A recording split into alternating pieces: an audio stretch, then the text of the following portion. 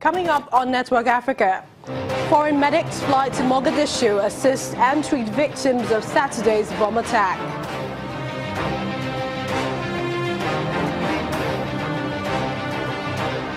Lawmakers begin corruption probe in South Africa as embattled President Jacob Zuma reshuffles cabinet.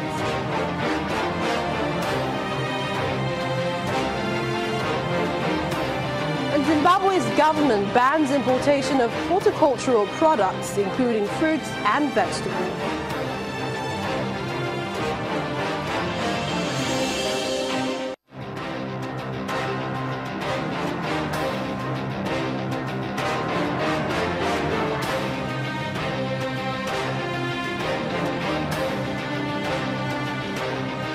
Hello and welcome to the program. I'm Millicent Walker. We begin with updates from Saturday's bombing in Somalia. More international medical teams and supplies have been sent to the country to assist victims of the attack in Mogadishu. The country's information minister, Abdurrahman Omar Osman, says relief workers from Djibouti are on ground and that Qatar is expected to send an air ambulance today to transport more of the wounded for treatment. About 30 people have already been flown to Turkey for medical treatment. As many as 165 unidentified bodies have been buried after the massive truck bomb attack, and a total of 276 people are now known to have died in what is believed to be Somalia's deadliest attack. Although no one has claimed responsibility, the government blames the Al-Shabaab militants who are known to carry out similar attacks in the country. Well, let's now go to South Africa, where the parliament today begins an inquiry into alleged corruption at the highest levels of government after much clamour for investigation into President Jacob Zuma and his business allies, the Guptas. Whistleblowers and prominent officials are expected to be called to give evidence into what has become known as state capture. It is widely alleged that the Indian-born business family, the Guptas, have bought influence at the highest levels of government in order to win lucrative state contracts. The Guptas have denied such claims, and so has their friend, President Jacob Zuma. Some South Africans see a parliamentary inquiry as a poor substitute for police investigations, arrests, as well as trials. Zuma Foundation and that Nkosazana Zuma, former chief of staff in the AU, is his deputy chairperson in the SABC board. Under this condition, we must not be shocked if characters like Claude Mutweneng are brought back into the SABC. Nevertheless, we have confidence in the majority of the board members to ensure that they fight these two stooges of Jacob and Nkosazana Zuma from collapsing the public broadcaster. These two stooges must be closely monitored as they plan to use the SABC platform to advance the Zuma family interest towards the ANC elective conference in December. We reject the reshuffle of the national executive because it does not include the criminal suspect Jacob Zuma. We also welcome Blade Nzimande's removal as Higher Education Minister. Now we will have all the necessary time to go to the ground and campaign for the removal of the Zuma family in the ANC December conference. Meanwhile, in what appears to be a cabinet reshuffle, President Jacob Zuma has fired a vocal critic of his from the government as he tightens his grip on power. South African Communist Party leader Blade Nzimande condemned widespread corruption in Zuma's government, backing former trade unionist and business tycoon Cyril Ramaphosa's presidential campaign. He was removed as Higher Education Minister. In another controversial change, Mr. Zuma appointed the Minister of State Security, David Malubo, as the Minister of Energy. And on this, our South Africa Bureau Chief, Betty Dibia, joins us now from Johannesburg.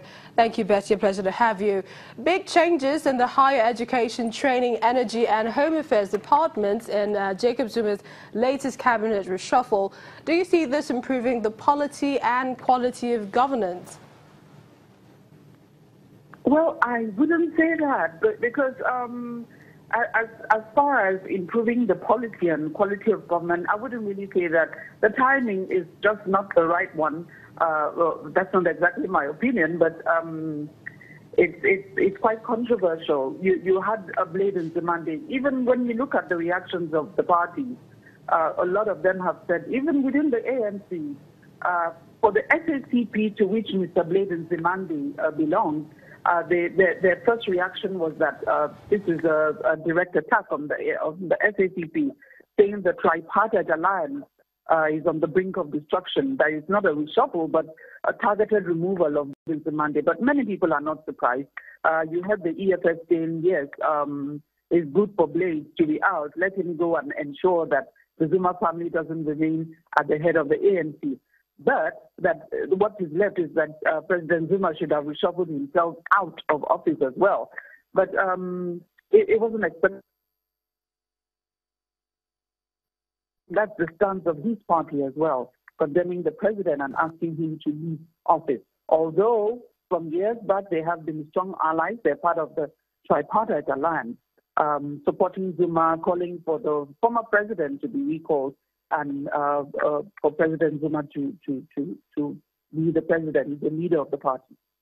And still talking about reactions, and good that you mentioned the SAPC, the South African Communist Party. There are some saying that the reshuffle shows the ANC's commitment to self-enrichment.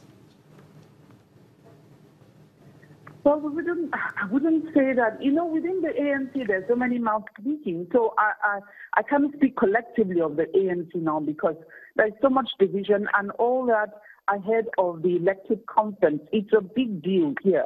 The elective conference is in December.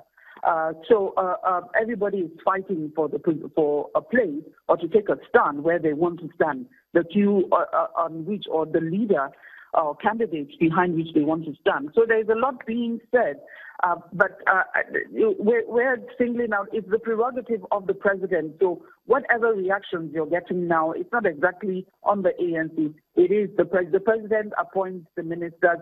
It is his prerogative, probably consulting the party at some point, which I doubt in this case, because remember, some of these people just became ministers like 6 or 7 months ago. They took positions. The only person who was taken out is Mr. Bladen Zimandi, that's the former Minister for Higher Education and Training. Just before we let you go, any ideas why presidential hope for Nkosazana Dlamini Zuma was left out of the new cabinet after speculation that she would be given a portfolio to bolster her presidential campaign? Briefly, if you can.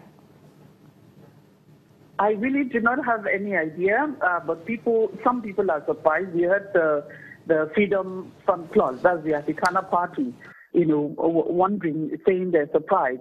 We recall the recent swearing-in of Dr. Dlamini Zuma as a member of MP, but being a member of MP doesn't automatically make you a minister.